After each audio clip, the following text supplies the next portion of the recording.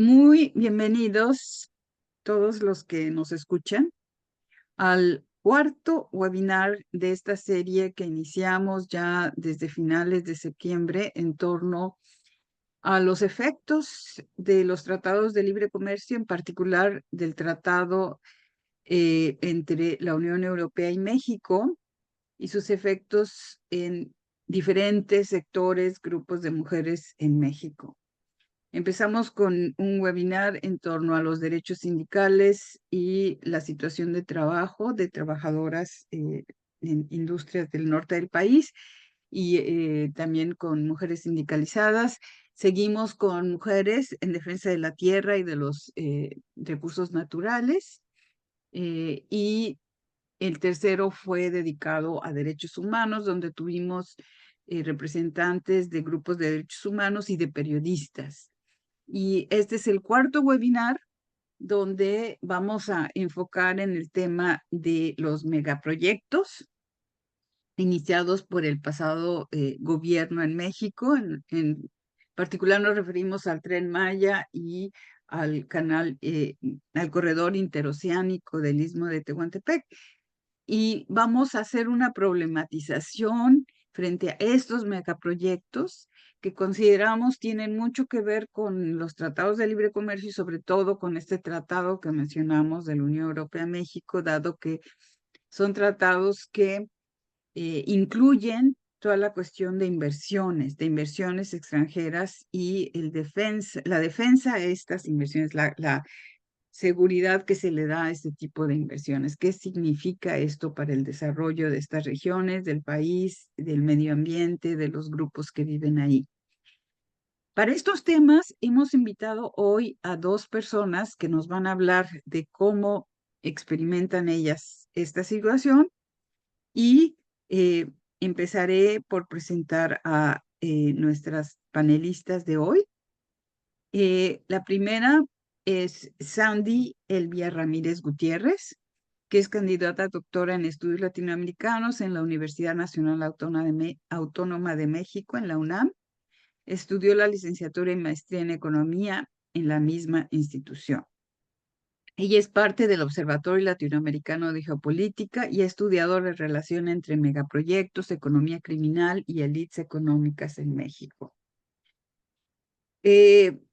Sandy va a ser la primera que presente sus experiencias, sus observaciones en estos temas y después tendremos a Lucila Betina Cruz Velázquez.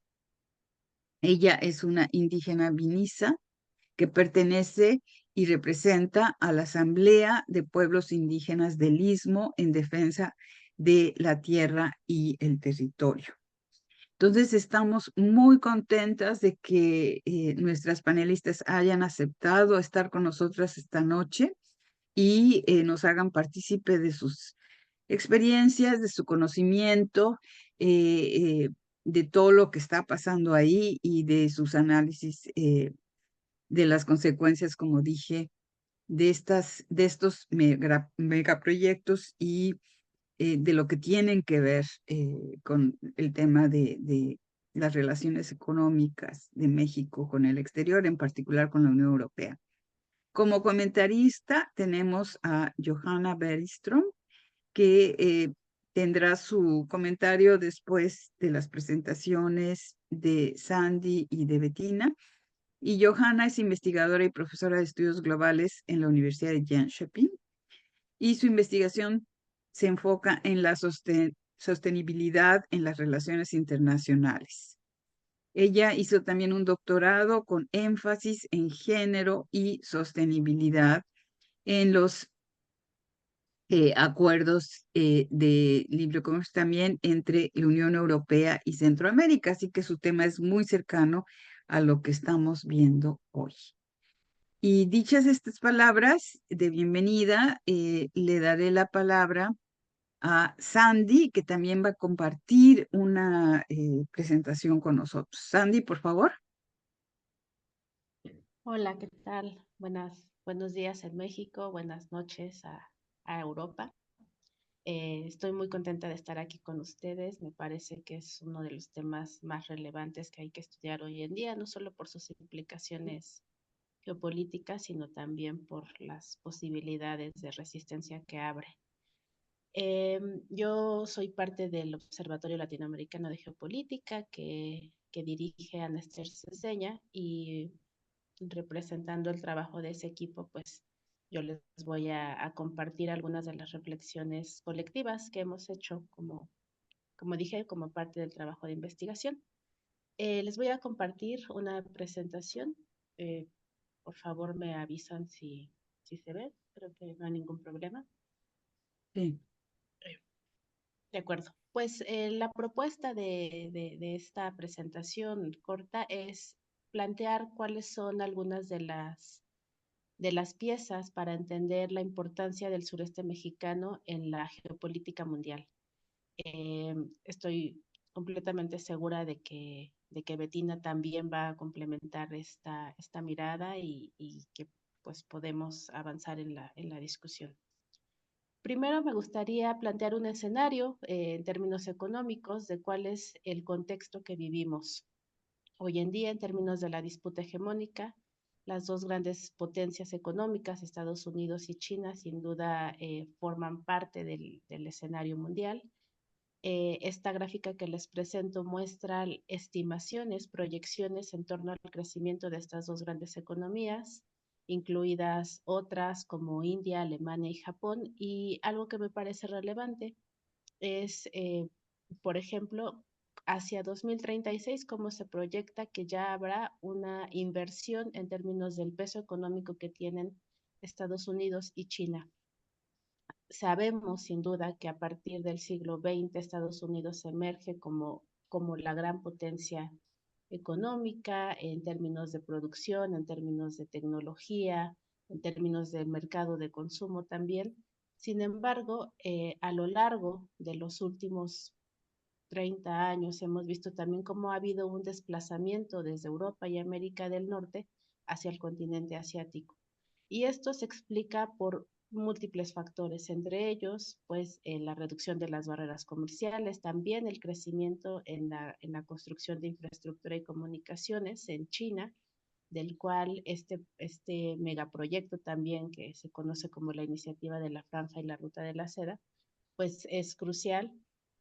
Además, en términos como mercado de consumo, China ha crecido de manera importante, no solamente, sino también como un financiador de otros proyectos en América Latina y África.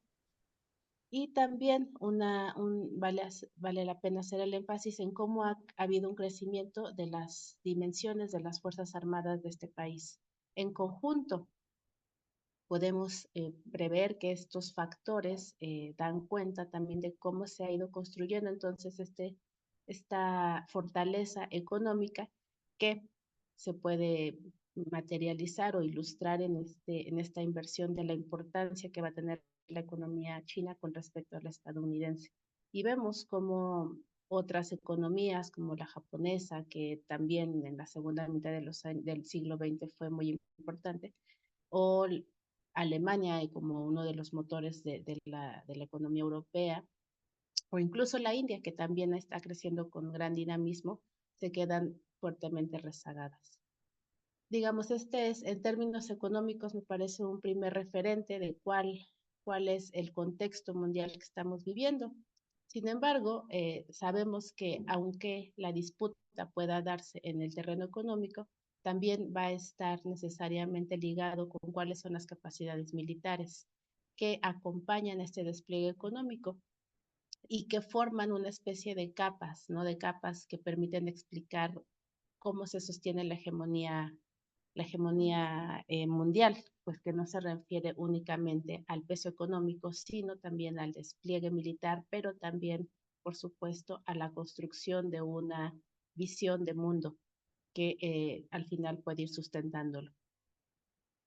Es incierto de qué manera la economía china y con todos sus satélites asiáticos puedan sustituir la clave cultural, digamos, en relación con la estadounidense, pero sin duda está creciendo en términos económicos y militares.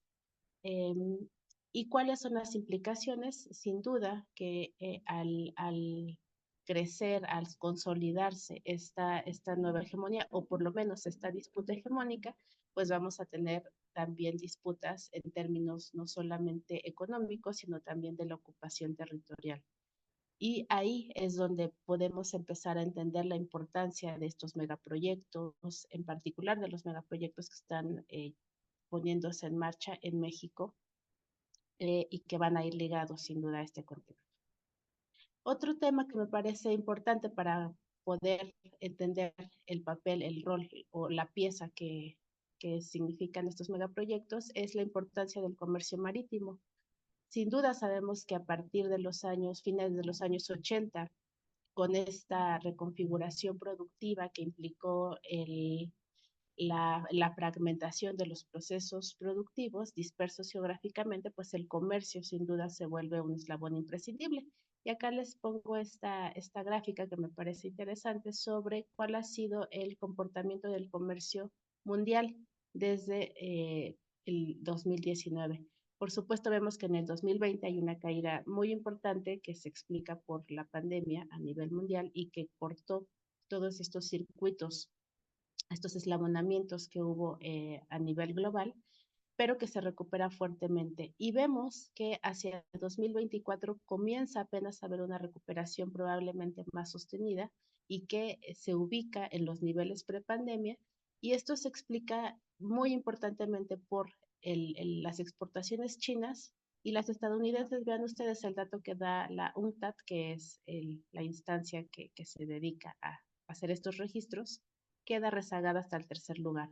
Los productos relacionados con la inteligencia artificial son los que comienzan a explicar ya el comercio mundial, lo que significa que también en materia tecnológica vamos a comenzar a ver más fuertemente la disputa entre estas grandes potencias. Pero además, una de las advertencias que hace la UNTA también es que permanecen las tensiones geopolíticas por los múltiples conflictos que hay en el mundo, la guerra en Ucrania, por supuesto, en Gaza, y las restricciones comerciales que siguen aumentando. Además, toda esta noción del nearshoring y de, digamos, un enfoque en las industrias domésticas también significan o representan algunas barreras al crecimiento del comercio internacional. En este contexto, entonces, de un comercio internacional que parece reducirse de fuerzas económicas, fuerzas militares, que continúan restringiendo o obstaculizando, se vuelve más importante sin duda el control por estas rutas de comercio internacional. ¿Y cuáles son estas rutas? Pues muy importantemente las rutas marítimas. Este desplazamiento que hay entonces de la economía desde el Atlántico representada por Estados Unidos hacia la economía del Pacífico, que representa la economía china y asiática en general, se vuelve entonces uno de las grandes tensiones que vamos a estar experimentando. Sabe que el 80% del comercio mundial se mueve por barco de bienes, pero también a través del mar se mueven todos los pertrechos de guerra, todo el sistema militar. Hay una red militar que se configura marítimamente por la ocupación no solamente de las rutas comerciales, sino también por el tránsito de los barcos. Va a ejemplificar, por ejemplo, en el caso de América Latina, los múltiples ejercicios militares que realiza el Comando Sur y el Comando Norte en Sudamérica y en Centroamérica para tener presencia constante y permanente cerca de los territorios de tierra. Entonces, sin duda va a haber una conjunción, un desarrollo paralelo entre cómo se va desarrollando las redes militares con las rutas comerciales. Y por ejemplo, tenemos tres grandes nodos estratégicos: el canal de Suez, el canal de Panamá y vamos hacia el final, el istmo de Tehuantepec. Entonces, en el canal de Suez sabemos que se mueve alrededor del 15% del comercio mundial, conecta los suministros de petróleo, por lo cual es un paso estratégico para la economía mundial y para el militar también, Pero hoy en día, debido a los ataques en el Mar Rojo, se registró una disminución del 42% en todos los tránsitos que hay en esta zona. Además, esto provoca un aumento en los precios de los fletes, lo que lleva a un aumento en el precio de los energéticos y de todos los bienes que pasan por ahí, que además no solamente son energéticos, son granos, son manufacturas, etcétera. Esto ha hecho que haya un desplazamiento del comercio que ocurre en el canal de Suez, en algunos casos hacia el canal de Panamá. Sin embargo, en el caso del canal de Panamá, que es otro de los grandes nodos estratégicos, tenemos la presión que genera el cambio climático. El cambio climático ha hecho reducir fuertemente el nivel de las aguas del canal de Panamá, lo cual aumenta el tiempo de tránsito de los barcos, de los contenedores que pasan a través de este cruce, hace aumentar el tiempo de espera y en este caso también se ha registrado una disminución de casi la mitad, del 49% en 2024 con respecto a su punto máximo. Y no hay que olvidar la importancia estratégica que tiene el Canal de Panamá en términos de conexión, que va a representar la producción de la costa este de Estados Unidos y que ya en su propia economía es muy importante, pues está generando casi el 40% del PIB y que va hacia la zona del Pacífico. Entonces, el canal de Panamá se vuelve, tiene una importancia estratégica a nivel mundial, pero en particular para Estados Unidos. Sin embargo, como decía, entre estas dos tensiones del canal de Suez, con una fuerte reducción de los tránsitos debido a los ataques que ha habido a las embarcaciones y la presión que está generando el cambio climático en la reducción de las aguas en el canal de Panamá, sin duda hacen más importante de lo que ya es en sí la aparición de otras alternativas. Y en este caso, el sureste mexicano se convierte en una importante alternativa, si no, o si no una alternativa, por lo menos un complemento a estas marítimas que funcionan necesariamente para sostener el comercio mundial. En el caso mexicano, a partir del 2019, se comenzaron a implementar varios megaproyectos. En el Plan Nacional de Desarrollo se plantearon cinco proyectos de infraestructura importante: el corredor transísmico, el Tren Maya, la refinería de Dos Bocas, que se ubica en Tabasco, eh, más o menos por aquí, por donde está la flechita. Además, uno que es México y el México-Toluca. Sin embargo, este se está realizando recién. Pero nos vamos a enfocar únicamente en el transísmico y el Tren Maya, que son dos infraestructuras de tipo ferroviaria interconectadas y que van a permitir la interconexión de todo el sureste mexicano, incluida la península de Yucatán y esta zona del transísmico donde se ubica el istmo de Tehuantepec.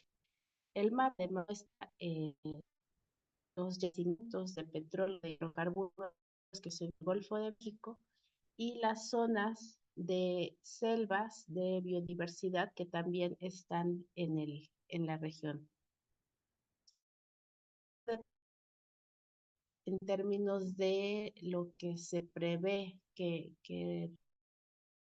reduce de mercancías, se está calculando que en 3 horas se puede atravesar esta zona muy delgada del territorio mexicano, en comparación con las 8 horas en promedio que se tardarían los barcos en cruzar el istmo de Tehuantepec, el canal de Panamá, a través de carga. Pero a lo largo de esta ruta se establezcan parques industriales llamados polos de desarrollo, y además se está planeando, proyectando que incluya a industrias de alta tecnología para aprovechar el trayecto. Es decir, que además de que se constituya en un tránsito, se pueda estar produciendo a lo largo de todo el territorio. Esto haría una ruta más rápida para conectar una ruta más rápida y corta para conectar la costa este de Estados Unidos con los mercados del Pacífico.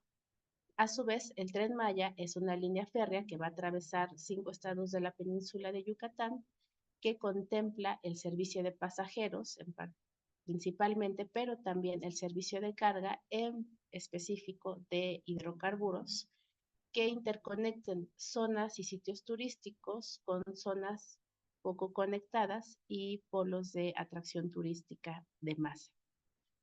En conjunto, estos dos proyectos, podemos decir, van a reordenar la península y el sureste mexicano, integrando ciertas regiones, ciertas zonas, ciertas áreas, a partir del impulso de la industria energética, la agroindustria, que también está presente en la península de Yucatán, y un supuesto desarrollo tecnológico.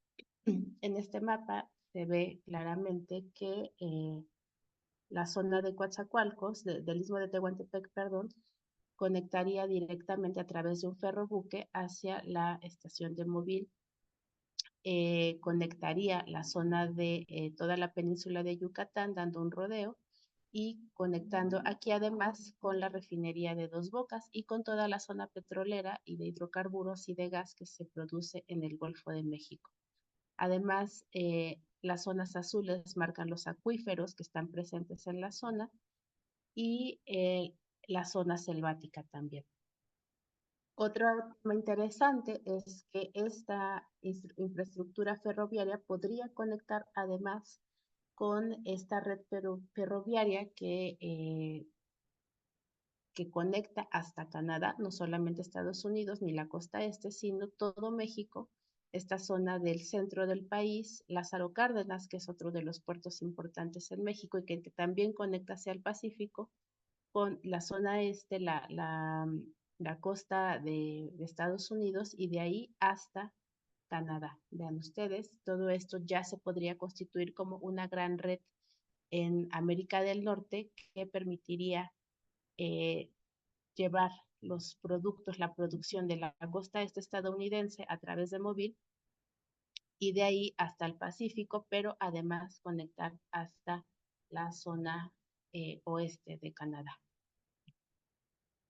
Entonces, el corredor transísmico probablemente no se pueda constituir como una sustitución al Canal de Panamá, sino va a complementar los flujos y necesidades comerciales, en particular en este contexto de crecimiento de la economía china, aliada también, por supuesto, con la economía rusa, y también las presiones que pueden estar generando fenómenos como el cambio climático en el caso de Panamá. Entonces, el istmo de Tehuantepec así podría afianzar o influir en estas asimetrías del poder mundial, pero que además van a mantener una permanente presencia militar estadounidense. Que de aquí se abren un montón de preguntas, ¿no? En primer lugar, es importante sin duda el control de la infraestructura para esta disputa de la hegemonía mundial, pero no solo, también tenemos la presencia militar, empresarial, corporativa en un territorio donde se encuentran, por ejemplo, el acuífero más importante del país, donde se ubica la segunda reserva de la biosfera del continente americano, que está en Calakmul, en la península de Yucatán, y la que tiene aproximadamente el 40% de la biodiversidad del país, que está en la selva de los Chimalapas, en el istmo de Tehuantepec. Pero no solo eso, también estamos hablando de una zona que es muy diversa culturalmente, con poblaciones, con pueblos originarios, pueblos indígenas que conservan múltiples, que conservan múltiples, y a los que se les ha vendido o se les pretende vender la idea del progreso a través de estos megaproyectos. En este mapa, ya para casi finalizando, se ve la cantidad, la enorme cantidad de geológicos conocidos y más de los que se han encontrado a partir de la construcción del Tren Maya y todas los pueblos hablantes de lenguas originarias que también están presentes en la zona. Por supuesto, se abre la pregunta de la presencia militar. Sí, ya nada más termino. La presencia militar, como decía, los intereses comerciales en este caso van a estar rodeados, van a estar además cuidados por por, eh, la presencia militar. En el caso de México y del sureste se abren por lo menos tres vías. Una, a través de la operación de la Guardia Nacional, que ha ejecutado la política de contención migratoria en el sureste del país, lo cual, más que orientar los flujos migratorios, o además de orientar los flujos migratorios hacia ciertas zonas del país, probablemente una de ellas hacia toda esta zona industrial que se comienza a configurar en el istmo de Tehuantepec, pues en realidad corre las fronteras de Estados Unidos hasta el sureste mexicano. Eh, Seguramente también serán, como se ha visto hasta ahora, la política de gobierno que el ejército y la Guardia Nacional serán los encargados de la construcción, pero también de la vigilancia de estas rutas de tránsito de los trenes. Y en tercer lugar, sabemos que toda esta política de asignar las obras de los megaproyectos a los mandos militares ha permitido que se mantenga una especie de opacidad, no una especie, una abierta opacidad en los procedimientos de asignación, en el ejercicio presupuestario, pero además poder evadir y negar el derecho de consulta a los pueblos originarios, incluso ya del derecho de establecer amparo de las comunidades afectadas al establecerse como temas de seguridad nacional, y con esto permitir que se opere en la abierta ilegalidad por parte del ejército del Estado mexicano y abriendo además el paso a la operación de el crimen organizado. Todo esto afectando todos los modos de vida que están presentes en esta zona del sureste mexicano, pero también reorganizando el territorio y todo lo que está contenido en él. Bueno, pues aquí termino mi presentación y les agradezco mucho.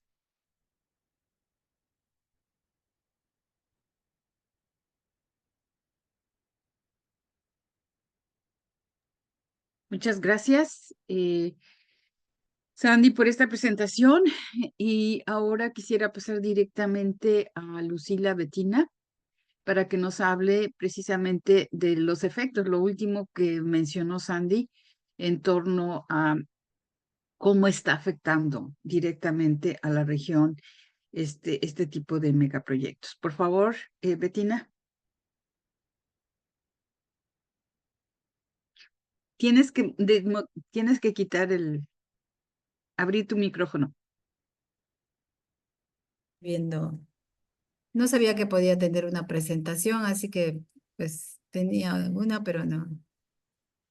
Bueno, pues sí, ¿cómo está afectando? Sandy ya habló efectivamente de que todos los elementos que se están jugando en la región del Istmo de Tehuantepec. Efectivamente es una región geoestratégica. Pues sin embargo, eso no solo eso la define, ¿no? La define también la gran presencia, podría decirse, de pueblos originarios que tenemos en este territorio, nuestra casa y nuestro origen, ¿no? Nuestra vida. En Oaxaca tenemos varios pueblos, como el Vinizal, que yo pertenezco. Está el pueblo Ayuk, el pueblo Icot, el pueblo Ampong, que está en la zona de los Chimalapas, los Chontales también. En Veracruz, también los Popolucas, Náhuatl y toda la zona que está en donde se encuentra el Tren Maya, pues están los mayas, ¿no? Entonces, son territorios diversos culturalmente y también, pues, son territorios que finalmente, como diría Sandy, una de los elementos que los gobiernos han argumentado para definir de que tienen que estar estos megaproyectos en nuestro territorio, es que nosotros dicen que hemos sido olvidados por el desarrollo, ¿no? Hemos sido marginados. Hemos sido excluidos y eso efectivamente hay una marginación histórica, un racismo histórico que ha justificado esta marginación y exclusión de nuestros pueblos en nuestros territorios. Sin embargo, Siempre nos han visto como eso, como territorios donde pueda haber fuerza de trabajo, territorios donde se pueda ver qué es lo que se puede usar en beneficio de las élites gobernantes, ¿no? De nuestro territorio. Eso siempre ha pasado, ¿no? Entonces, actualmente, primero en el Istmo de Tehuantepec, en la parte de Oaxaca, nos impusieron un corredor eólico. Un corredor eólico que actualmente produce más de 3.000 megawatts por hora de energía eléctrica, pero que sin embargo esa energía no es para nosotros, ¿no? Y llegaron con el discurso también del desarrollo y el empleo y que el pueblo y que se tiene que beneficiar, cuando las que se benefician son grandes empresas como Unión Fenosa, Iberdrola, Gas Natural, bueno, Fenosa, Siemens, ¿no? Todas estas empresas son las que se benefician. Al contrario, nosotros somos los que pagamos la energía más cara, creo que en el país, ¿no? Y los de Chiapas, Chiapas y Tabasco, que también es donde se produce gran parte de la energía en el país. Entonces, siempre ha sido ese discurso y siempre ha sido el discurso de que pobrecitos nosotros, no tenemos nada, pero bueno, bien que tenemos esto y que eso es lo que ellos pueden explotar. Actualmente, y no es que se genere en este momento lo del corredor interoceánico en el Istmo de Tehuantepec, es un proyecto ya viejo, muy viejo, que han venido acariciando los gobernantes de este país desde la conquista, desde la colonia con Hernán Cortés hasta ahora. Pero es hasta este gobierno de Andrés Manuel López Obrador que tiene toda como diríamos, el bono democrático de beneficio de la gente, que fue posible imponer, está siendo posible imponer estos megaproyectos y otros que se están imponiendo en el país, pero este, como ya lo dijo Sandy, es algo así como muy importante y que corre de manera paralela a lo que se está dando en el ámbito mundial, el tema de la economía, la importancia del sureste asiático, de Europa, del este, de Estados Unidos, ¿no? Donde se maneja gran parte de la economía estadounidense y el tema de la crisis climática, ¿no? Porque ya no estamos en el cambio climático, ya estamos en la crisis climática, ya es un proceso irreversible lo que está pasando ahorita con el clima, ¿no? Entonces, ese tema de la crisis climática, pues está dando pie a que en Panamá pues haya menos agua y haya menos oportunidad o haya más retraso en pasar los barcos, como dijo ella también que pues el 80% de las mercancías viajan por barco, pues imagínense, ¿no? Cómo están tardando esto. Y entonces eso está originando que no solamente en México estén viendo el tema de los corredores como el corredor interoceánico, sino hay un corredor también en Guatemala, hay un corredor en El Salvador, hay un corredor en Costa Rica, hay un corredor en Nicaragua y hay corredores que son los de IRSA en Sudamérica, ¿no? O sea, todos estos corredores obedecen a eso. En ese contexto es que está este corredor del Istmo de Tehuantepec. Y nosotros como pueblos originarios, pues nunca nos han considerado más que para eso, para decir que somos pobres y que bueno, ellos nos vienen a salvar con nuestros megaproyectos occidentales que no van para nada con nuestra vida, ¿no? Y que al contrario, lo que están haciendo es erosionar nuestro tejido social y tratar de terminar con nuestra vida como pueblos originarios que son los que yo pienso que les estorba. Entonces, nosotros en el Istmo de Tehuantepec, hemos estado pues en esa defensa del territorio, hemos estado denunciando que eso es lo que está pasando. Lo que está planteándose para el Istmo del Tehuantepec es un corredor, decían primero, con Peña Nieto dijo que eran zonas especiales y Peña Nieto dijo que en la región iban a hacer una plataforma logística del Istmo de Tehuantepec. Pues ahorita es eso realmente, no es solamente el corredor, o sea, no es solamente un tren, ¿no? Un tren que va a pasar. Es un tren que va a pasar mercancías de un océano a otro, pero que, que va a conectar el sudeste asiático, Europa, va a conectar el este y el oeste de Estados Unidos, va a conectar Sudamérica, Centroamérica, el Istmo de Tehuantepec, porque es la parte más angosta que existe cerca de Estados Unidos, ¿no?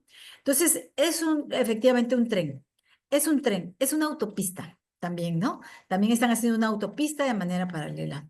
Es, son 12 clústeres industriales que quieren poner en alrededor de 300 kilómetros, que es lo largo, ¿no? O la estrechez del Istmo de Tehuantepec. Son 300 kilómetros.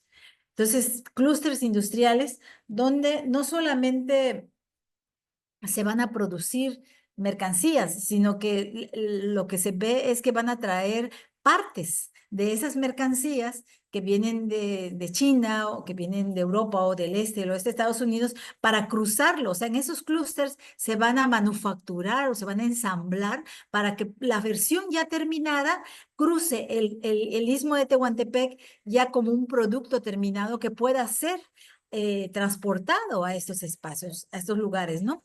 Entonces, eso es. También es un muro de contención de la migración. Hemos tenido una migración de casi 2.000, más de 2.000 personas diarias que pasan por acá, por Juchitán, donde yo vivo, diarias, que además ha llevado al tema también del control de la delincuencia organizada, de la migración que está pasando, ¿no? Y que se contiene en esta parte. Acá se quedan, acá esperan cruzar en esta zona y es donde la delincuencia o el crimen organizado se ha hecho cargo por completo de este tema de la migración. Y con eso el aumento, por ejemplo, de lo que estamos viviendo, el aumento de la violencia, el aumento de los asesinatos, no solamente la muerte de los migrantes que están tratando de cruzar, sino de los asesinatos de las personas locales, porque de alguna manera se vinculan a este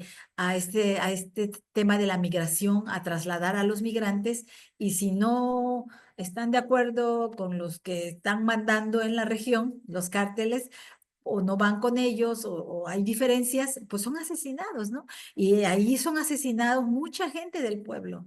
O sea, la gente del pueblo, sobre todo los jóvenes, están siendo asesinados, están siendo masacrados, y es por eso.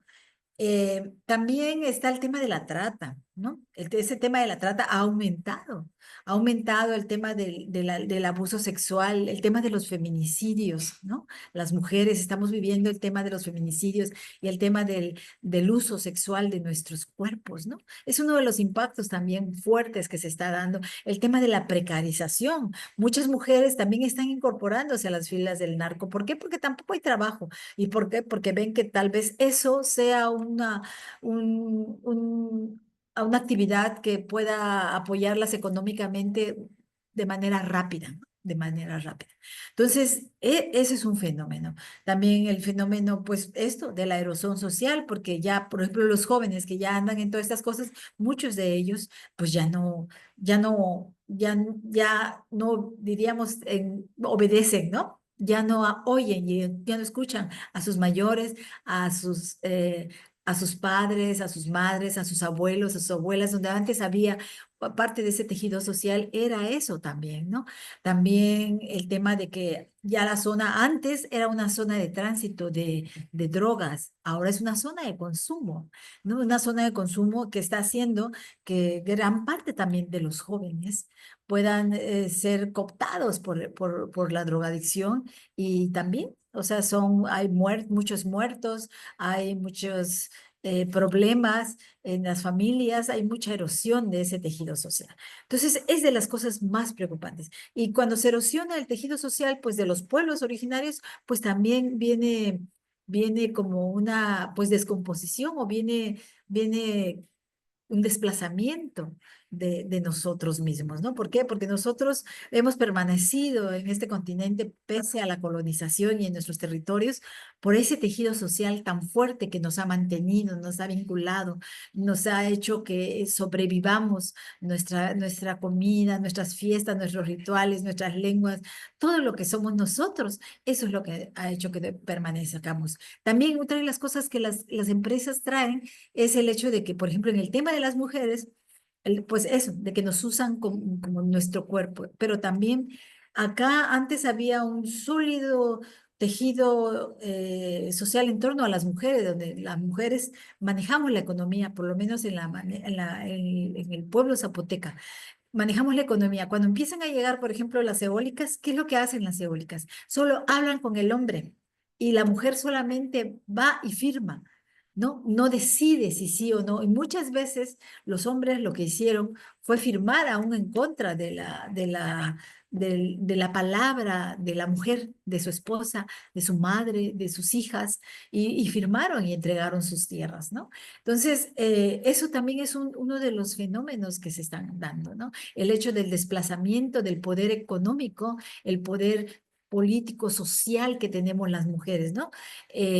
Y porque además las mujeres somos las que aquí hemos estado, pues, defendiendo como la vida de manera cotidiana, de manera cotidiana. Somos las que enseñamos la lengua, somos las que todavía hacemos, por ejemplo, las comidas de nuestras ancestras, trabajamos el maíz, somos las que depositan los rituales en nosotras, sabemos cómo se hacen los rituales, las fiestas, las fiestas de festividades o de muertos o de otro tipo de actividades sociales que son importantes para nuestro pueblo como pueblo indígena. Entonces, hay un desplazamiento de eso, hay un impacto en eso, ¿no? Entonces, estos megaproyectos y no vienen a sacarnos de nada, al contrario, nos vienen a asumir en la pobreza, vienen a ocupar, como dijo la compañera, los territorios. Nosotros aquí en la región del Istmo estamos defendiendo un espacio de más de 300 hectáreas que son de órganos, o sea, donde crece la pitaya, pero aparte de la pitaya, crecen otros, es una selva mediana caducifolia, ¿no? Baja caducifolia, que cuando está en sequía, pues parece un territorio seco, pero cuando está la lluvia, ahorita lo vieran, es hermoso, ¿no? Verde, hay venados, hay tlacuaches, hay armadillos, hay muchas cosas que también el pueblo lo que hace es ir también de caza, de recolección de leña, de recolección de frutos, de recolección de medicina, de recolección de muchas cosas, y muchas de esas también las hacen las mujeres, ¿no? Entonces, el gobierno lo que quiere poner ahí es un clúster industrial y ha hecho todo lo posible por amedrentar al pueblo zapoteco que lo está defendiendo, que es una comunidad que vive ahí cerca, que se llama Puente Madera, y lo que se está defendiendo es el pitayal. Porque cuando llegue el clúster industrial, lo que va a hacer con esas 300 hectáreas de riqueza biológica, pese a la crisis climática que existe, es deforestarlo, es tirarlo completamente para poner un clúster industrial que sirva a las mercancías, que sirva para acelerar el comercio mundial, que sirva para seguir acumulando riqueza para unos cuantos, ¿no? Y también otro de los aspectos que han venido haciéndose, hemos venido viviendo, es la militarización. La militarización, porque estos megaproyectos, el Tren Maya y el corredor interoceánico están interconectados. Siempre lo hemos denunciado y hasta ahora la gente como que, eh, pues, lo piensa y lo piensa que es cierto y además, porque el gobierno empezó a dar poco a poco la información, porque no hay mucha información. Los pueblos no tenemos información. Y entonces lo que ha pasado es de que la información se ha dado poco a poco. Y otra de las cosas que hizo el gobierno fue decir que estos trenes, en primera parte, eran trenes de pasajeros, como si fueran a modernizar el transporte de las personas, como en Europa. Pero no son trenes de pasajeros, son trenes para extraer, para apoyar las actividades extractivas de nuestros territorios, porque no es cualquier cosa. Como lo dijo Sandy también, sur-sureste mexicano tenemos el agua, tenemos las principales presas, tenemos el petróleo en la parte esa de la cuenca del Golfo de México, tenemos la selva de los Chimalapas, la más biodiversa del país, que está en más de 400,000 hectáreas en Oaxaca y aquí en el Istmo del Tehuantepec. Están las selvas también de la selva maya, la reserva de la biosfera de Calakmul, que no le importó al gobierno y está poniendo en ese lugar un hotel de más de 400 habitaciones, un hotel que va a ser manejado por el ejército, ¿no? y ha deforestado esa zona, no importando que estamos en crisis climática, ¿no?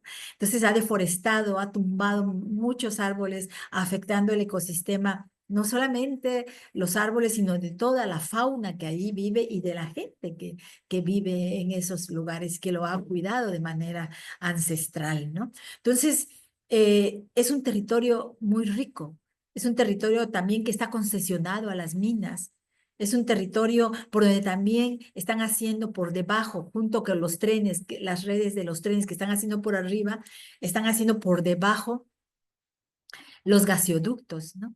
Entonces, yo creo que ustedes ya saben que el gasoducto que transporta gas fracking de Estados Unidos, de Texas precisamente, pues va a llegar, va a ser vendido desde México, porque las medidas que se toman en Estados Unidos para transportar este tipo de material, de combustible, pues son, creo, prohibitivas para las leyes de Estados Unidos, entonces lo va a hacer Estados Unidos desde México. Entonces van a pasar el gas hacia México, lo van a trasladar hacia todas estas gasoductos que están en construcción y muchos también ya están construidos para poder hacer esa distribución del gas. Y acá también se está planteando un gasoducto más que va a atravesar desde Coatzacoalcos hasta Salina Cruz y va a cruzar por toda la costa de Chiapas, de Oaxaca, Chiapas, hasta llegar a Guatemala, ¿no? A Guatemala y para también vender, o sea, vender por todos lados ese gas que viene de Estados Unidos y es producido por medio del fracking. Entonces el territorio está completamente sitiado y está completamente sitiado y como dijo también Sandy, ¿por qué el gobierno le concesionó a la Sedena y a la Secretaría de Marina estos megaproyectos? El megaproyecto del Corredor Interoceánico del Istmo de Tehuantepec está concesionado a la Marina. Y el otro, el Maya, está concesionado a la Sedena, a la Secretaría de la Defensa Nacional. Entonces fue para poder, pues, garantizar que ya estos proyectos pues se hagan y se impongan, porque nosotros los que tenemos que defender el territorio tenemos que pelear directamente ya contra la Secretaría de Marina y contra la Secretaría de la Defensa Nacional. No estamos peleando contra empresas como peleamos cuando el eólico, estamos peleando directamente con el gobierno mexicano y con sus fuerzas armadas, ¿no? Y además aún ahora que acaban de aprobar, incorporar a la Sedena, a la Guardia Nacional, que supuestamente es una fuerza pública de control, ¿no? Pública, pero que está incorporada a los militares. Entonces, nosotros tenemos en México experiencias muy graves con los militares, ¿no? Desapariciones, asesinatos como el 68, como la participación en la Guerra Fría en los 70 y de la desaparición de los estudiantes de Ayotzinapa, precisamente fue dada por militares. Y en este momento el país está siendo militarizado, ¿no? Pero pues parece que no se ve. ¿Por qué? Porque, porque es la Guardia Nacional o porque es un gobierno, aún el gobierno de Obrador y la continuidad que se da con Claudia Sheinbaum, aunque diga que no, aunque diga que es misoginia, el hilarla y articularla, es la misma línea. Ahora, por ejemplo, Claudia Sheinbaum nombró como se nombró a un conocido delincuente de esta región, eh, es senador ahora y lo nombraron como responsable del corredor interoceánico. Imagínense. O sea, ¿cómo no va a ser una continuidad si lo que estamos viendo son esos elementos que estamos viviendo? Entonces, pues es realmente el trabajo ya de la defensa del territorio es muy complicado, porque ahora no solo enfrentamos al gobierno, al ejército, a la marina, sino también enfrentamos a ese otro poder fáctico que es el crimen organizado, que no solamente está cuidando este territorio, sino que tiene sus intereses en este territorio. O sea, ellos son los que desplazan, pues desplazan a los migrantes, son los que están haciendo el trabajo de todas estas obras, son las, ¿cómo se llama? los sindicatos que hacen acuerdos con la Sedena o con la Marina para construir desde todas las obras que se están haciendo, desde el Tren Maya hasta todas las obras que se están haciendo en el corredor interoceánico. Es el crimen organizado, ¿no? Entonces, tienen ese control ya económico y les digo, todos los otros impactos que se han creado, nosotros realmente estamos viviendo una situación muy, muy difícil para poder realizar nuestro trabajo de defensa de los derechos, de defensa de nuestro territorio, porque estamos enfrentándonos a esos poderes fácticos que no solamente ya es el gobierno, que en un momento dado con una denuncia que podríamos hacer, podríamos un poco detenerlo o tratar de, pues, de negociar, ¿no? Pero ahorita con el crimen organizado, pues no se negocia, ¿no? El crimen organizado llega y te ataca, te amenaza, te asesina. Entonces, ese es el contexto en el que estamos viviendo y ese es el contexto en el que están imponiendo estos megaproyectos. No es para el beneficio de nuestros pueblos. Es, como ya lo dijo Sandy, es para beneficio de estas economías, ¿no? Que están en crisis también y que están buscando nuevos espacios, nuevas formas, más aceleración en el traslado de las mercancías. Eso es lo que está pasando. Y a nosotros nos están afectando. Todas las obras estas que están haciendo en nuestro territorio afectan nuestra vida. En ningún momento pensaron en nosotros. Solo para finalizar, por ejemplo, el tema para hacer el puerto en Salina Cruz, hicieron una súper escollera para que el mar no entre, ¿no? Para alejar al mar. Entonces arrasaron varios cerros de la región para meterlos al mar. Pero al arrasar esos cerros y meterlos al mar, hay impactos ya en esos lugares, pero el impacto en el mar es que eh, ya están cambiando otra vez las mareas, ¿no? Y hay las comunidades lacustres, que son el pueblo Icote, es un pueblo indígena también que vive en las riberas de los ríos, pues está sufriendo este impacto. Están inundándolos, están inundando las casas, las iglesias, los espacios de este pueblo que vive en este lugar. Y están haciendo eso y los primeros y las primeras afectadas, pues somos las mujeres, ¿no? Las mujeres siempre somos las primeras porque somos las encargadas de andar como solucionando cómo reproducir la vida, no solamente el que tengamos hijos, sino cómo mantenerla, reproducirla día a día, ¿no? Con todos los elementos que ya dijimos, ¿no? Entonces, pues todos estos megaproyectos, ninguno es en beneficio de nosotros.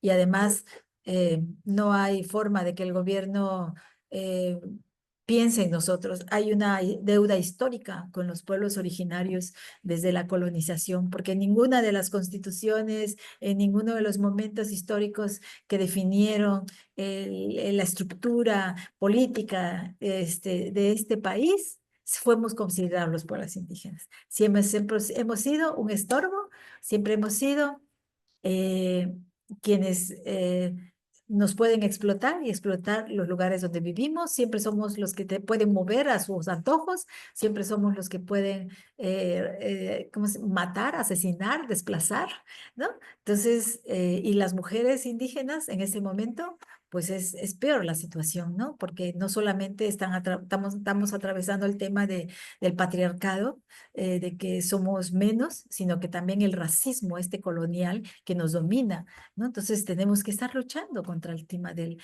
patriarcado y del racismo que persiste y existe, ¿no? En nuestros territorios. Pues gracias. Muchas gracias, Bettina. Creo que tu exposición ha completado muchísimo la exposición de Sandy y se han complementado perfectamente en dar la macrovisión y la microvisión de lo que significan estos proyectos. Y ahora le quisiera dar la palabra a Johanna, nuestra comentarista, para que pueda pasar un comentario antes de que abramos la sesión para las preguntas y los comentarios del público. Sí, muchas gracias a Sandy y Bettina. Aprendí bastante escuchando a ustedes sobre el contexto ahí. Lo que pienso es que como ustedes también han dicho, sigue como un patrón de este tipo de desarrollo y inversiones. Sandy habló de...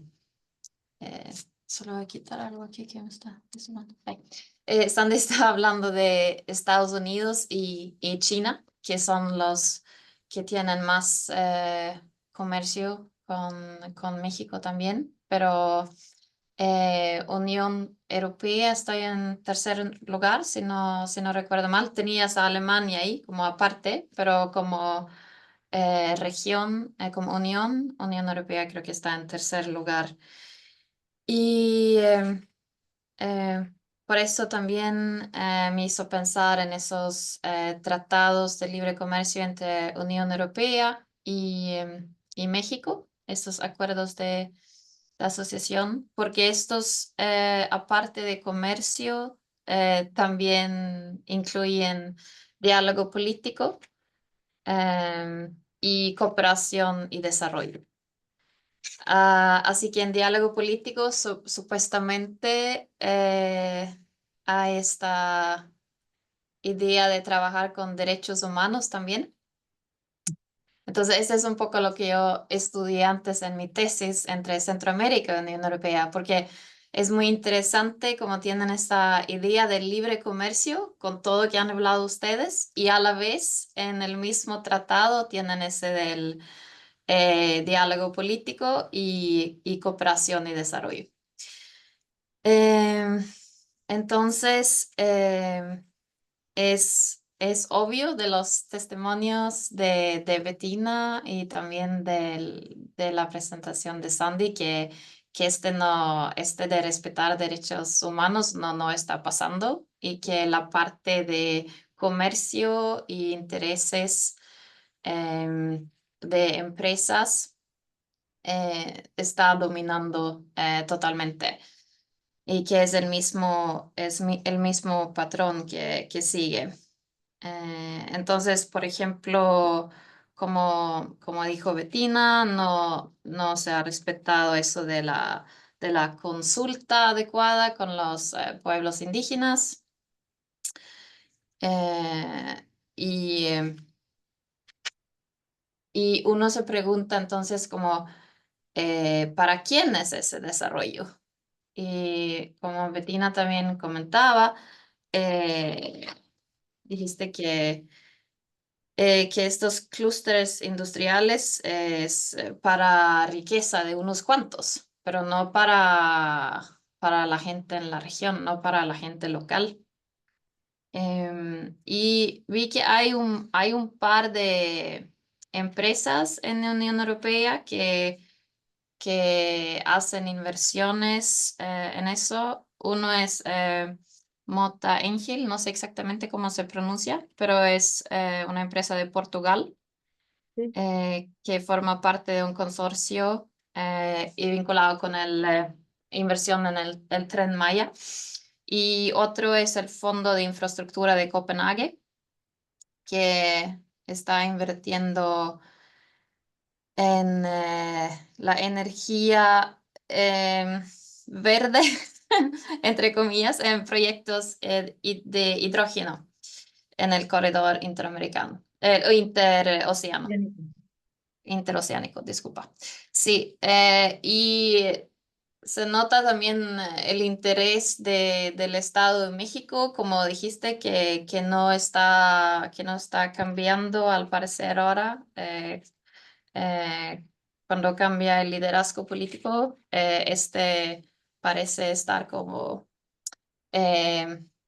más allá, esta visión de desarrollo de arriba, como muy así top-down. Y en mayo, una delegación del Estado de México visitó a varios lugares en Europa para traer inversiones para estos megaproyectos.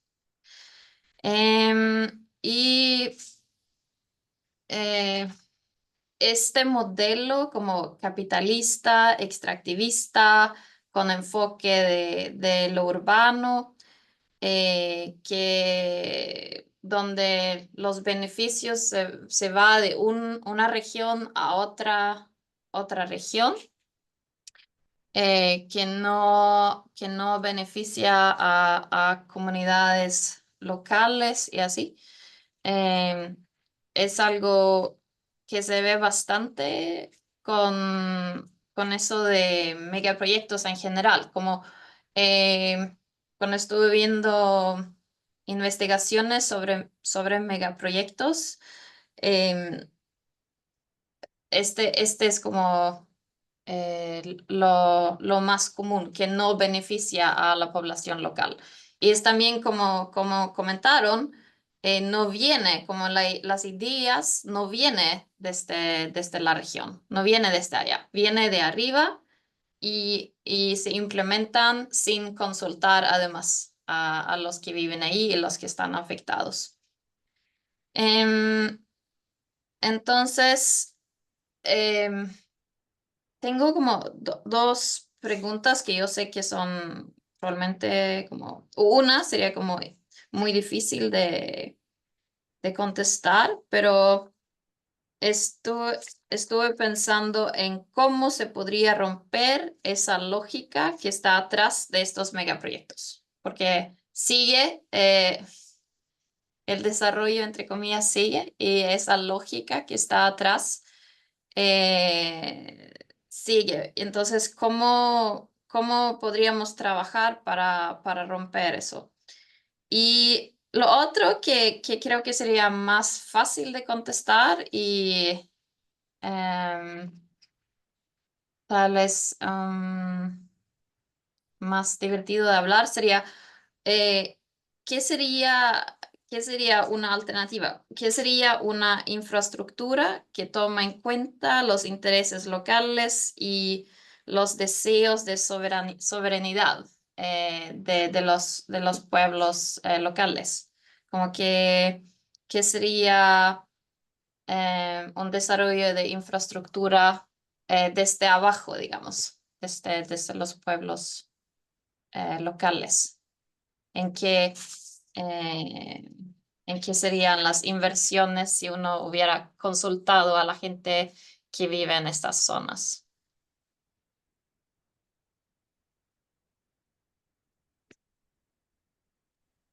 Gracias, Johanna, por tus comentarios y por tus preguntas. Ahora le daría rápidamente la palabra tanto a Sandy como a Lucila, a Bettina, para que pudieran contestar un poquito, aunque fuera, y siendo cortas las respuestas para que después eh, demos tiempo para que el público pueda poner sus preguntas. Lucila, tú ya estás abierta tu micrófono. ¿Quieres decir algo? Está abierto. Sí, está abierto. Bueno,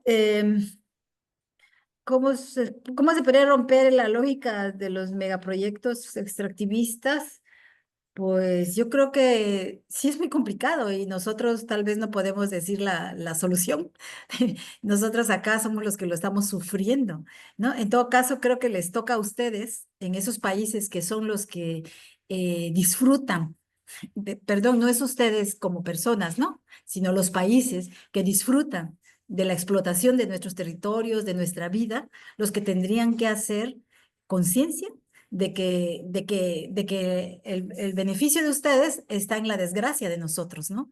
Y que de alguna manera tendrían que dejar de consumir quizás mucha energía, dejar de hacer cosas que hacen o no hacen, dejar de, no sé, yo creo que ese tipo de cosas y también pues tratar de articularse con los pueblos de acá para escucharnos, para saber qué es lo que nos duele, para saber cómo estamos, para saber y tomar como conciencia de eso, articularlos como hermanos que somos de un mismo planeta, que si este planeta truena, vamos a tronar todos, ¿no?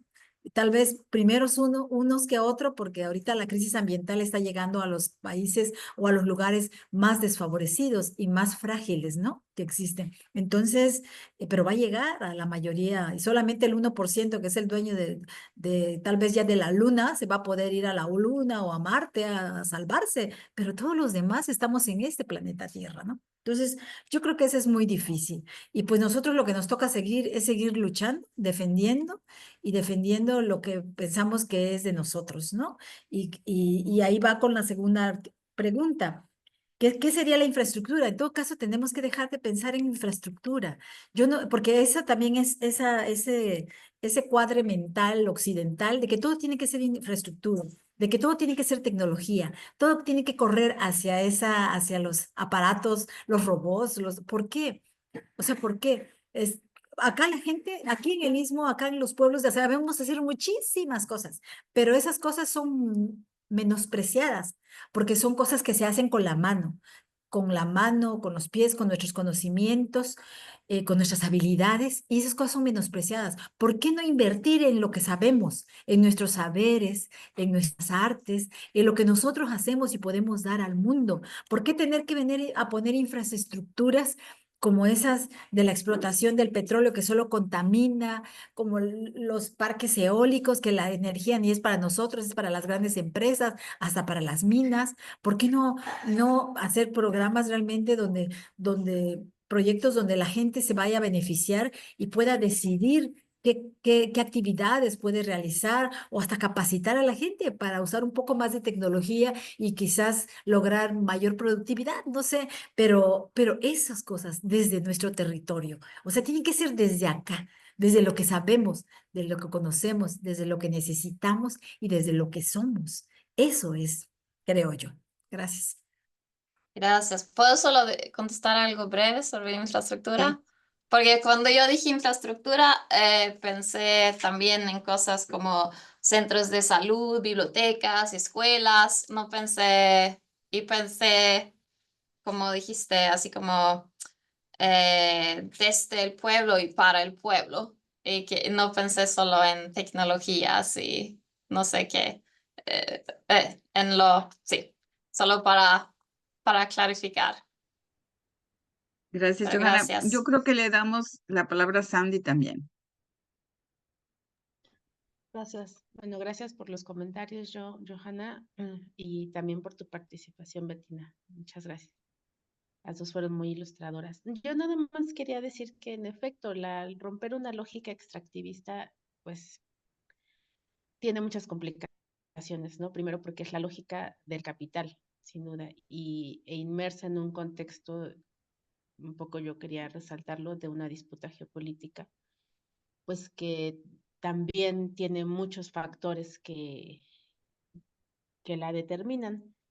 Además, yo creo que en el caso particular de México, pues está en efecto, como tú mencionabas un poco, esta dependencia económica que hay hacia Estados Unidos, el lugar que ocupa la economía mexicana en el comercio internacional, el lugar incluso geográfico, la ubicación geográfica que tiene el territorio. Entonces, creo que a eso, si le sumas pues todas las relaciones de complicidad, de corrupción, de connivencia que hay entre el Estado mexicano con el interés estadounidense, con el capital nacional, con el crimen organizado, pues ciertamente plantear una ruptura de esa lógica pues se vuelve cada vez más compleja, ¿no? Y yo, igual que Bettina, creo que la solución tampoco pasa por quizá plantearlo aquí, ¿no? O sea, tendríamos que, o no la solución, sino más bien las alternativas pasarían por ir a esos territorios y, y que desde ahí se retomen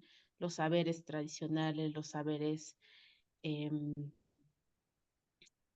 del territorio, del conocimiento del territorio, qué se está pensando, cómo se piensa el modo de vida, qué está ocurriendo ahí y en ese sentido también reconocer que hay obstáculos estructurales, o sea, la misma idea de estos megaproyectos ya es complicada plantearlo en muchas comunidades porque hay gente que en efecto dice yo quiero el empleo, ¿no? Y quiero que haya concesiones porque así tengo empleo en la minera, o hay gente que incluso pues está de acuerdo en la presencia de la Guardia Nacional, porque también los contextos de violencia que se viven pues son mucho más complejos de lo que parecería a simple vista. Entonces, pues las preguntas que planteas son, me parece bastante complicadas, pero creo que es importante pensar que esto nos obliga a ir precisamente a acercarnos, ¿no?, a las experiencias concretas y pensar también desde ahí cómo cada quien en su espacio pues puede ir aportando un grano de arena. Y por supuesto seguir reconociendo la lucha de estos territorios, ¿no?, sin la cual, y de estas comunidades, de estos pueblos, que están defendiendo desde otro lado la vida, ¿no? No desde la idea del progreso, sino desde cómo se construyen en distintas dimensiones, pues las condiciones de producción material, simbólica, cultural de este territorio. Yo lo dejo ahí. Me parece que las preguntas son un reto, Johanna. Sí, gracias. Ahora pasamos a las preguntas que hay ya planteadas y Ulrike, si quieres leerlas. Así es, sí. Hola, pues quisiéramos ahora abrir el foro para el turno de preguntas. Yo creo que son muy sugerentes las preguntas que se acaban de hacer de Johanna, pero también las que acaban de llegar desde las participantes. Tenemos aquí dos preguntas. Voy a empezar con la primera de Gaby Küppers. Gaby Küppers, comentadora de la semana pasada. Hola, Gaby. La voy a leer directamente. Bettina habló del desplazamiento del poder económico, político y social tradicional de las mujeres por la presencia de los megaproyectos. ¿Qué pasa con los hombres? ¿El desplazamiento del poder les beneficia a ellos? ¿Tienen que cambiar su rol? ¿Se refuerza un modelo social de hombre y mujer ajeno al de las comunidades indígenas de los pueblos originarios? ¿El tejido social se deshace, se rompe, se daña? ¿En beneficio de quién? No sé si directamente quieren responder. Sería primero a lo mejor para Bettina, pero Sandy, por supuesto que también estás invitada directamente, o vamos a seguir con la siguiente pregunta. Yo creo que leemos las tres y después ya pasamos la palabra a las panelistas. Ok, Ulrike. entonces voy a seguir con, creo que solamente una pregunta conjunta más. Y la segunda pregunta nos ha venido de Norma, don Juan Pérez. Muchas gracias. Pues ella también les da las gracias por compartir su sentir pensar sobre este contexto tan complejo. La reciente reforma del artículo 2 constitucional, ¿cómo afecta o impacta en este contexto de los megaproyectos? ¿Favorece el despojo? ¿En qué sentido? ¿Podría favorecer en algún sentido la lucha y defensa del territorio? Sería la segunda pregunta. Y creo que también hay una tercera. Creo que estaba unida. Ah, sí, Son sí, como dos sí, claro preguntas. que sí, claro, sí, perdón. Ujú. Entonces, le pasamos la palabra a Bettina y a Sandy. Bueno, ¿qué pasa con los hombres? Pues también están, pues, acá, pues no somos nada más mujeres las que vivimos, ¿no? Sin embargo, por el tipo de dominación que tenemos, dominación patriarcal y colonial, pues las mujeres estamos más, diríamos, más, digamos, en una menor escala, podría decirse, ¿no? Entonces, por eso sí tenemos que luchar el doble o el triple para poder salir. Y también los impactos que llegan a nosotros también, también nos impactan por esa estructura de dominación a la que estamos siendo sujetas, ¿no? Entonces, por eso, no es que los hombres no estén dominados, están dominados. Y como hay lugares o hay gente que sí está esperando. Dicen, bueno, aunque sea temporal el trabajo, hay un trabajo, pero después ya no hay trabajo, ¿no? Que lleguen los proyectos para el trabajo temporal, pero el trabajo temporal se acaba y se acabó todo, ¿no? Y en cambio ya ellos dejan los espacios donde ellos trabajaban dejan la siembra, dejan la pesca, dejan la construcción en la localidad, dejan las actividades, dejan de ser artesanos, orfebres, todo lo que, las actividades que hacían para irse a trabajar, ¿no? Entonces lo dejan y ya están dependiendo de eso, ya andan buscando trabajo ya por todo el territorio nacional, así trabajan los hombres y generalmente las mujeres son las que se quedan también, ¿no? O sea, hay una migración también interna en busca de ese trabajo. Entonces, por eso las mujeres, pues se habla de que hay una mayor dominación y un mayor desplazamiento de nuestras actividades y de nuestra preponderancia, ¿no? En las actividades económicas, sociales, políticas en las que nosotros estamos inmersas. ¿Y cómo impactan los megaproyectos, la reforma del segundo constitucional? Pues yo no he analizado bien el segundo constitucional, pero sé que no habla de la consulta previa, libre e informada, ¿no? Pero solamente habla de la consulta y dónde quedó el consentimiento. Nosotros la experiencia que tenemos en el Istmo, hicieron una consulta durante 9 meses acá para imponer un parque eólico.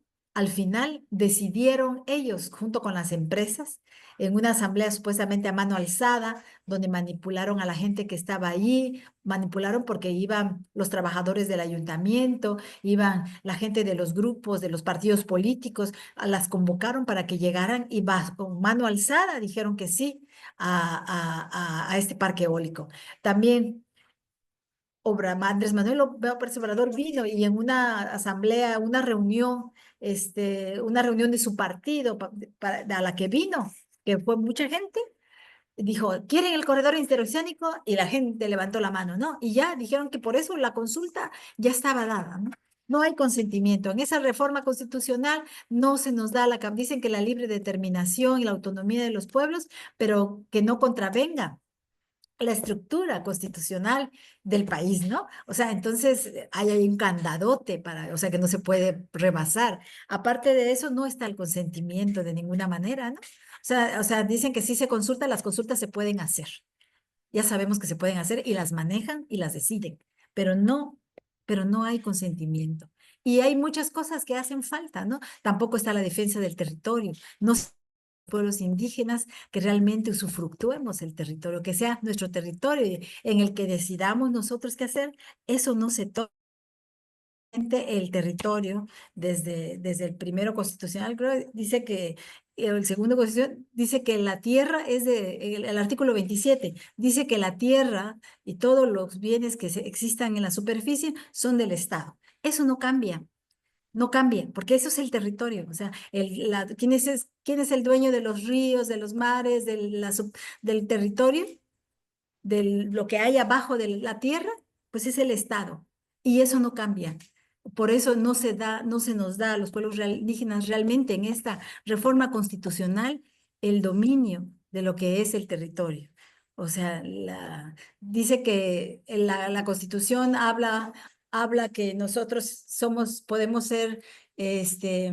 tener el beneficio de manera preferente, pero nunca a los pueblos indígenas nos dan preferentemente el beneficio de lo que hay en nuestro territorio, ¿no? Siempre se lo dan a las empresas y si nosotros no estamos de acuerdo, lo que hacen es expropiar. Y si también nos oponemos a la expropiación, lo que hacen es meternos a la cárcel, criminalizarnos y lo último es matarnos, ¿no? Entonces, eso es el camino. Y esta reforma constitucional, pues realmente es un remedio, es un parche mal pegado ahí en la Constitución. Gracias. ¿Quieres decir algo, Sandy? Gracias. Pues quizá solamente complementar un poco la primera pregunta con respecto a esta, digamos, diferenciación entre los efectos con los hombres y las mujeres. Yo creo que como bien decía Bettina, pues las comunidades son muy diversas, ¿no? Pero creo que lo que sí es un poco palpable es que hay una diferencia en el tipo de violencia que sufren hombres y mujeres, ¿no? Por ejemplo, en el caso de los hombres pueden ser, o sea, los homicidios, por ejemplo, ¿no? Que también se ha verificado en estas zonas de defensa del territorio, pues en el caso de los hombres puede estar vinculadas al crimen organizado, y el caso de las mujeres, como también lo decía hace rato Bettina, pues la trata de mujeres, la desaparición, los feminicidios. que sin duda va alterando este tipo de proyectos, sí va alterando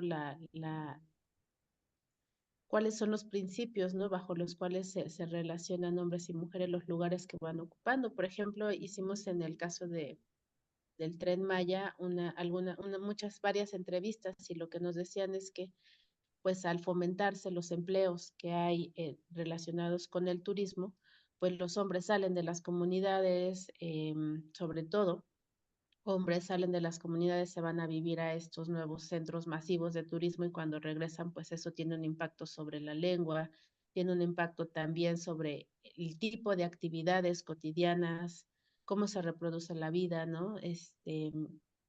También el tema de los programas sociales, que es una de las estrategias de del gobierno mexicano actualmente, pues también para términos políticos, pero también pues como una especie de redistribución, digamos, del ingreso. Muy limitado, pero que también va a modificar, como decía, estos modos de vida cotidianos, ¿no? Sin duda. Si lo que se va a promover es estos programas de reforestación, supuestamente, o de cultivos de árboles frutales, pues eso también va a hacer que haya una nueva estructura de cómo materialmente se reproduce la vida todos los días. Entonces, sí, los megaproyectos sí modifican esto y también es verdad que la presencia militar, la presencia del crimen organizado que promueven, pues también va a tener efectos diferenciados sobre las violencias que se ejercen hacia los hombres y las mujeres. Entonces, pues es también un tema que hay que estudiar, ¿no? Con mayor cercanía. Y bueno, también sobre el tema del artículo 2, ya yo creo que Betina lo sintetizó muy bien, no es un parche, sin embargo, hay que decir que el gobierno además tiene esta otra vía, que es asignar los megaproyectos a las Fuerzas Armadas, lo que les da un punto, digamos, extra para la opacidad, para violar derechos y para pues ejercer la violencia sobre las comunidades afectadas. Entonces, pues está ahí la reforma, sin embargo, su grado de aplicación creo que es muy cuestionable. Eso, muchas gracias. Y muchas gracias. Nos ha llegado una última pregunta por el chat, que también es una buena pregunta como para ya ver, tener una perspectiva de futuro para ir cerrando. Pues de Rosa Isela de Brigada, quisiera saber propuestas de resguardar la comunidad en estas luchas, así como perspectivas de resistencia, ¿no? Quizás de las dos una breve perspectiva así para ya ir también terminando. ¿Quién quiere Sí, iniciar? Lucile. Perdón, no escuché bien la pregunta, es que había mucho ruido aquí con mis perritos. Si me la pueden Ay, repetir. por Sí, supuesto. sí. Em, pues propuestas de resguardar a la comunidad en estas luchas. Mm. Si quieres, Sandy, si ya tienes alguna respuesta Pues, así. pues solo me gustaría decir que hay mucha resistencia, ¿no? O sea, a pesar de todo este contexto del que hemos hablado y de las complejidades, la resistencia sigue ahí. Se interponen amparos, por ejemplo, ¿no? Que es también a través de esta vía, la vía legal, intentar detener, parar los megaproyectos, sin duda, en la región de la, de la península, donde yo he trabajado más de cerca. Sé que se siguen interponiendo amparos y que hay también muchas formas de resistencia. Y eso es maravilloso también, desde la creación de documentales, por ejemplo, ¿no? Que es algo con lo que también he estado cercana. Se recuperan testimonios, se recuperan experiencias, se recuperan expectativas de la gente que está luchando todo el tiempo. Y no solo eso, hay un montón de encuentros, hay un montón de gente que está también desde la academia, que es donde yo estoy más cotidianamente, ¿no? Pues se siguen lanzando cartas de protesta, y pues por supuesto, con un impacto mucho más limitado, pero ahí está y creo que pues hay que conjuntar todos ellos, ¿no? Para finalmente pues hacernos escuchar por lo menos. Lucila. Bueno, pues uno está, pues como también ya lo dijo ella, pues sí, hay resistencia, hay diferentes tipos de resistencia, ¿no? Ya resistencias donde, pues sí, en el territorio estamos organizándonos, tratando de hacer reuniones, tratando pues a veces hasta acciones, ¿no? Acciones directas, que son las que hacemos, están las acciones legales también.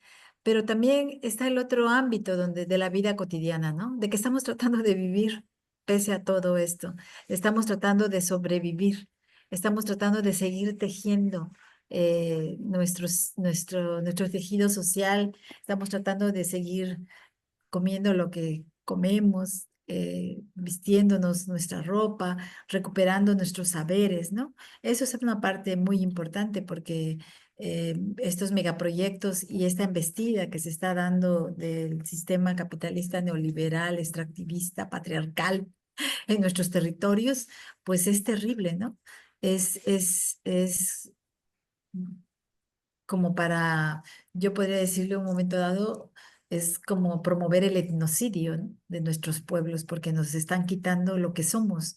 Entonces nosotros al tratar de sobrevivir y mantener esa esencia de lo que somos, también estamos llevando a cabo una lucha cotidiana, que quizás no se ve mucho, pero eso es una lucha, tratando de sobrevivir en este caos, en esta violencia que vivimos día con día, ¿no? De seguir yendo a nuestros rituales, de seguir yendo a nuestras fiestas, de seguir tratando de buscar en el mercado a las señoras que traen los productos de la región, lo que algunas personas todavía siguen sembrando, siguen yendo al campo, siguen pescando, pese al peligro que significa eso. Eso es una resistencia que también se está haciendo de manera cotidiana, ¿no? Y por otra parte, ¿qué se puede hacer por parte de los que no están implicados acá de manera directa, pero yo creo que sí de manera indirecta? Pues tratar de hacer algo desde los propios espacios, desde los propios territorios donde estamos, desde los propios ámbitos en los que estamos nosotros desarrollándonos y trabajando, ¿no? Decir no no llevarse, por ejemplo, no decir aplaudir todo este tema de las energías renovables sin cuestionar de dónde viene esa energía renovable, de dónde se colocan, de los productos que llegan a nuestras manos, ¿no? De todo eso, pedir que tratar también de hacer lo propio para no necesitar tanto de lo que nosotros producimos, ¿no? Tratar de ser menos consumistas para acabar con este sistema de consumo, porque lo que nos está llevando al traste es este sistema de consumo, de mercado, ¿no? Este sistema de libre mercado, este sistema donde todo tenemos que consumirlo de lo que viene desde fuera, ¿no? Tratamos de hacer nuestras propias cosas. Yo creo que pequeñas cosas hacen muy grandes impactos, pero si lo hacemos todo, yo creo que de esa manera pueden ayudarnos a nosotros a que tengamos menos presión en nuestros territorios y en nuestra vida que estamos acá, ¿no? Tratar de ser más independientes de nuestras fuerzas y de nuestros recursos, ¿no? Y no ser tan dependientes de tantas mercancías, que eso es lo que está llevando al traste con el mundo, ¿no? Todo lo desechable, todo lo que consumimos, esta sociedad de consumo que nos está consumiendo. Entonces yo creo que desde allí, si todos cobráramos conciencia del papel que tenemos en conservar la vida en este planeta, pues creo que sería menos presión para los pueblos que estamos defendiendo el planeta y defendiendo la vida. Gracias. Muchísimas gracias, Bettina. Muchísimas gracias, Sandy y Johanna, por este rica contribución a los debates que hemos abierto, debates que ya llegamos al cuarto capítulo desde diferentes perspectivas, aspectos, espacios, no solamente de relación de los problemas, como lo acabamos de ser, sino también una relación de las resistencias, porque de eso se trataba también. Saber no solo qué está pasando debido a esta integración de las economías de manera neoliberal dentro de estos tratados de libre comercio, que también son de inversión, que también son de protección de estas inversiones, sino también ver alternativas, ver las resistencias. Y eso era uno de los objetivos centrales de esta serie de webinars que terminamos hoy, que cerramos hoy. Yo quisiera verlo como un esfuerzo para ilustrar ya qué está pasando con los países con los que la Unión Europea está negociando, está tratando, está imponiendo este tipo de tratados. Y quisiera también verlo como un primer esfuerzo de las redes al que hemos contribuido. Somos muchas organizaciones detrás de la organización de estos webinars que hemos puesto nuestras fuerzas conjuntamente para realizarlos. Y quiero verlo como un primer paso en un esfuerzo por avanzar en este conocimiento y que queremos seguir avanzando en esto. Queremos seguir desarrollando este esfuerzo con el apoyo de ustedes, con el apoyo de las fuerzas locales, de las fuerzas analistas también, de todos los espacios donde estamos tocando. Así que muchísimas gracias a mis compañeras organizadoras, muchísimas gracias a nuestras ponentes de hoy, a las ponentes de todos estos 4 webinars que hemos tenido. Como saben, estamos grabando estos webinars y van a tener ustedes la posibilidad de verlos de nuevo. Les vamos a mandar a todas las ligas para que se puedan distribuir y toda la gente que no pudo estar aquí pueda verlos y utilizarlos en diferentes contextos, porque son material muy rico de enseñanza de lo que está pasando. Y con esto tengo que cerrar porque ya nos pasamos un poquito del tiempo, pero nuevamente les agradezco a todos y a todas las que hemos trabajado en esto. Así, muchas gracias y hasta la próxima. Hasta la próxima, espero Gracias a todas. que la tengamos. Gracias. Sí. ¿Mm? Muchas gracias. Gracias. Gracias.